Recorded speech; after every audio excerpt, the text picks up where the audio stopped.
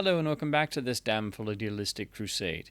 In this video, I'm going to go over the latest additions to my Laserdisc collection. I haven't picked up a lot of titles recently, but at the local stores, some really interesting and less common titles popped up, in addition to some box sets for really cheap. So, being a classic film fanatic and Laserdisc geek, I couldn't say no. So first, I'll go over this stack of standalone discs. Amazingly, all but one of this stack was less than $1, or just 99 cents, and then the other is a double feature set that was just a little bit more because it was a double feature set. So first is that double feature title, which is very uncommon and I didn't expect to see in the bins. So this is the MGM UA double feature of 1933's Going Hollywood and 1934's Hollywood Party.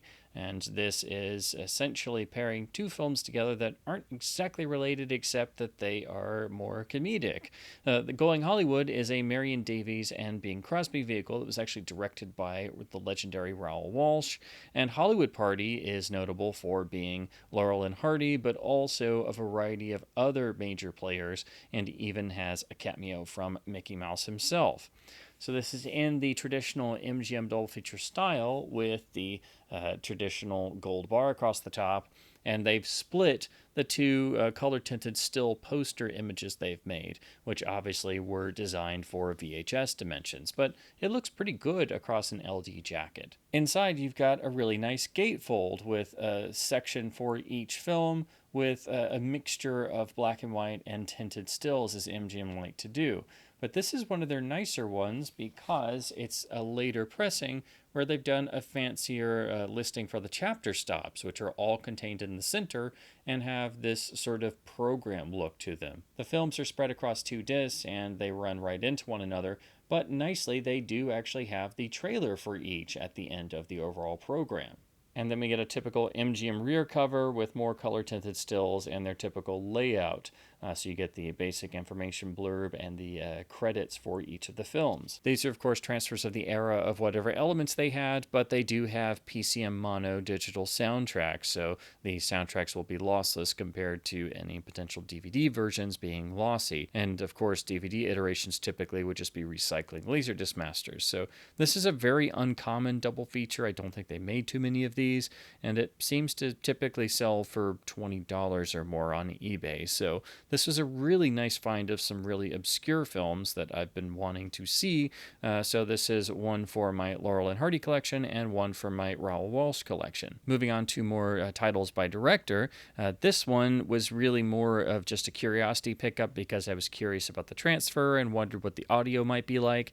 And it's in such perfect shape, and it was 99 cents that I'm weak, so of course I bought it. So for George Cukor, I picked up the early LD edition of the Masterpiece Holiday from 1938, which of course was the second film adaptation of the stage play, and features the iconic performances of Cary Grant and Katharine Hepburn.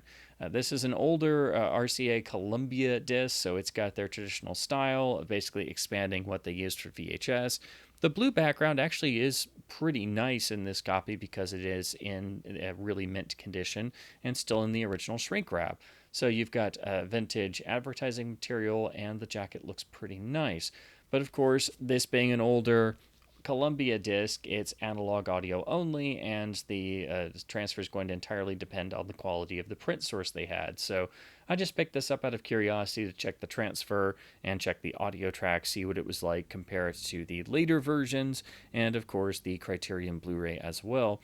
But this is one of my favorite Cukor films, one of my favorite Grant films, one of my favorite Hepburn films, and I just couldn't resist a really mint copy of the early LD. Next, for John Ford, amazingly, I stumbled across a sealed copy of the early release of the Masterpiece Ford Apache. This is, of course, by Image with Turner Home Entertainment, so it's in the traditional Image style of their generic cover with the LD mock-up and then any art that they made for VHS just slapped on the center. It looks good enough because they chose a really good still. That's, of course, a colorized still. But what's amazing about this is that it was literally still sealed and it was only 99 cents. So I picked this up to compare with the later pressing of the film in the John Wayne collection box set and, of course, the DVD and Blu-ray. So here's the rear, also in the traditional Image style, but it's rather nice looking. And, of course, the all-important digital sound moniker, and this being so early on that Image was still using the CD video logo. So nothing out of the ordinary, and I just got this to do some transfer comparisons. It's not every day that you find a nearly 40-year-old Laserdisc in perfect condition still sealed for only 99 cents. So if it's a Laserdisc for less than $1, I'm buying it because I can't resist. And particularly a sealed one like this, you just don't find that way. The only thing is, of course, like any sealed Laserdisc, you can tell that over time the shrink wrap has literally shrunk, and Laserdiscs are always wrapped and sealed really tightly. So there is obviously some cover crumpling a little bit and some ring wear, but the danger is, of course, you always have to worry about the disc getting warpage, and that's something that you run into with a lot of sealed Laserdiscs. So some players are better than others at handling warped disc, but my primary Panasonic player, if there's even the slightest degree of warpage, it goes nuts. So I'm just going to have to open this and see how flat the discs hopefully are. But this was just another pickup that I got because it was dirt cheap and perfect shape, and I wanted to look at the transfer and audio. Next, for Vincent Minnelli, I found the MGM Letterbox edition of TN Sympathy from 1956, which is a great vehicle for Deborah Carr. This is a very underrated drama of the period, and this is done in the MGM style of the era, making a new cover out of colorized and treated stills, given a sort of almost airbrushed quality finish. This does have a nice gatefold and does include the film's original trailer. The rear cover has the MGM style of this era where they use stills and blurbs, and they were trying to use more of the cover, but it's still before they had really hit upon making very fancy rear covers that didn't just look like glorified 12-inch jacket versions of a VHS rear cover. This, of course, is letterbox and has PCM digital sound, which I believe should be a mono track for this film. So this is something I've always meant to pick up, and of course the film did finally get a Blu-ray release, so it'll be interesting to compare this with that. Next, for Jean Renoir, I picked up the Cinemadisc collection version of The Elusive Corporal, which is in absolutely perfect shape, still in the original shrink wrap, and was only about 50 cents, so I definitely couldn't resist. This is a really nice package overall for this film, and of course it's in French with English subtitles and has PCM digital mono.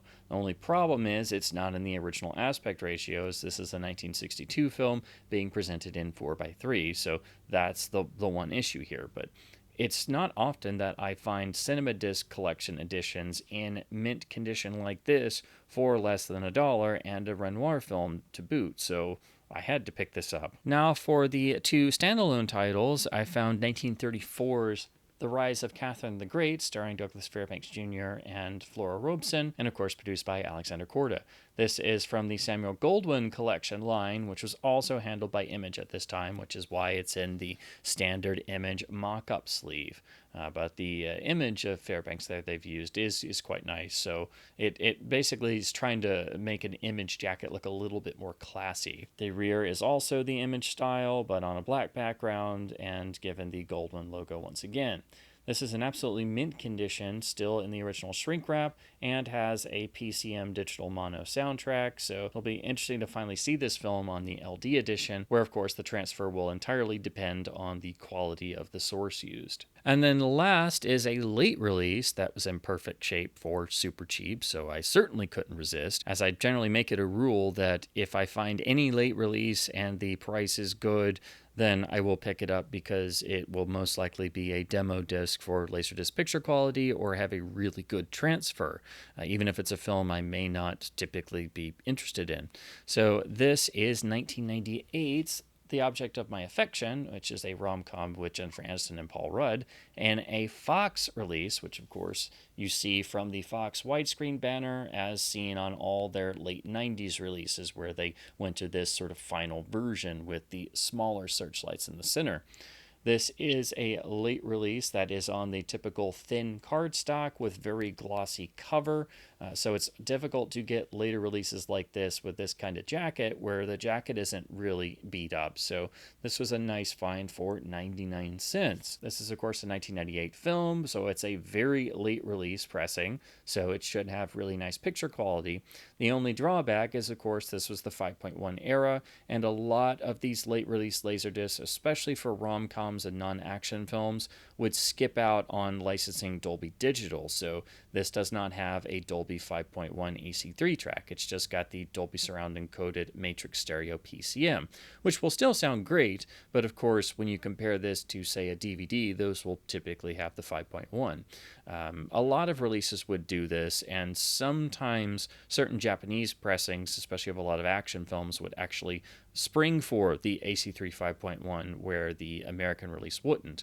But if you're looking at late release LDs, you're typically going to run across titles like this where it's just matrix stereo PCM only. The rear is pretty nice in terms of the layout. We do get nice chapter stops, the film spread over two sides, and a nice overall image for the rear cover in the modern Fox style of their last Laserdisc. So it is an attractive looking jacket, and of course it's a late release, so it should have really nice high quality for the transfer. To close out, I've got 3 box sets from MGM UA, which are all much more uncommon, that I've never actually seen in person before, and these will typically cost you a bit more than your average MGM UA box set on Laserdisc in terms of online prices, or if you're looking for them on eBay. So finding them in rather nice shape for less than eBay prices in stores where I had trade credit meant that I had to pick these up too because I couldn't resist. And each of these is much less common in terms of MGM box sets.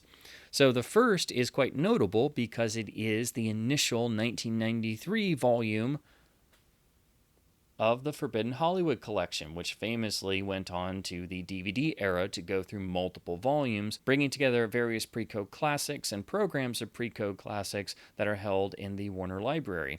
But if you weren't aware, this was actually the very first volume in 1993. It was started as a Laserdisc series. Unfortunately, they didn't do more than really 2 volumes, and both volumes are very rare, but this is the first glimpse of the Forbidden Hollywood collection you may know from DVD. This is where it started. So this has a rather nice looking cover, giving you a little image from each of the films, which are, of course, Blessed Event, Skyscraper Souls, 3 on a Match, Employee's Entrance, Female, and Ladies They Talk About. And you even get the first appearance of the Forbidden Hollywood logo. So they would basically carry over the concept of this into DVD in the 2000s. We get a nice stylized title on the spine, and the same really cool cover aesthetic carries over onto the rear with the credits for each. And I like the little tag on top, sit back and enjoy a little piece of film history. As at this point in 1993, I think a lot less people may have been as aware of the wonderful magic of the pre-code era. These are, of course, all transfers of elements they had at the time. They are, of course, all Academy ratio, and they do all have PCM digital mono lossless soundtracks. This is also one of the box sets where they don't have an insert. They actually printed the material inside the box top and bottom. So inside the box top, you've got some of the images and the basic blurbs about the plots of the films. And then the bottom tray has all of the chapter stops for every film, plus some more lovely images. These supplements are 3 surviving original trailers for Female, Blessed Event, and Ladies They Talk About, which are included at the end of the program. All the films are packed onto 4 discs spread across 8 sides, and of course the films do run into one another, but that's really inescapable because this set is giving you so many films on the LD format, so it is very much value packed. So this is a set I've always wanted to look at, and of course, see what the transfers in audio are like for each of the films, but this is a really nice little piece of home video history because it was the first notable example of a studio or a studio label doing a pre-code specific package of films that were more obscure but had really notable names and were really impactful. And of course, this was the very first of the Forbidden Hollywood collections. Following along some similar lines and also continuing MGM UA's focus on specific stars, in 1994 we got the Jean Harlow collection, which brings together some of Harlow's films in this really nice looking box with a wonderful cover generated out of working with some individual vintage stills. I actually think this is one of the most striking covers that MGM did for a star-specific box, and it does look really nice because it's a 1994 set, so the actual design is a little bit more modern and eye-catching as compared to some of the earlier boxes they did. Here we have the spine, and it looks like quite a thick box, but that's a little deceptive, as I'll get into in a second. Here's the rear cover with some of the original posters, a nice little basic blurb, and indicating that this does indeed have PCM mono soundtracks for every film. Inside we have a single page double-sided glossy insert, which is how MGM did some of these instead of having a booklet when they could just fit everything on a single insert. So this, of course, brings together 4 films: Red-Headed Woman, Bombshell, The Girl from Missouri, and Reckless, which are some of Harlow's most iconic films. But as usual, the artwork on these glossy inserts is really well done with great color, nice quality, and you get the basic plot blurbs and credits for each of the films. The flip side gives you all of the wonderful chapter stops with titles and a beautiful shot of Jean Harlow with William Powell.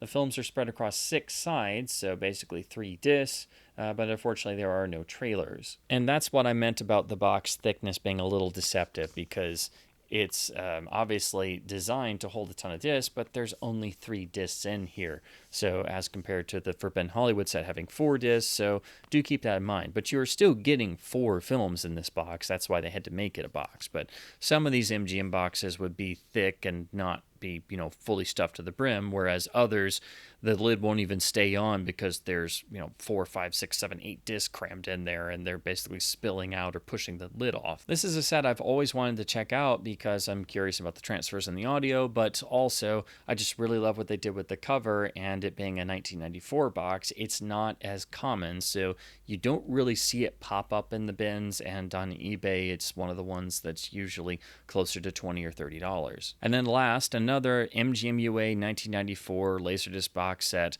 featuring a certain star, which is very uncommon and is typically a bit pricey online and you just don't see in stores. And that is the really wonderful Buster Keaton The MGM Talkies collection, which brings together the 7 sound features that Keaton made for MGM with this really wonderful usage of original art on the box lid cover.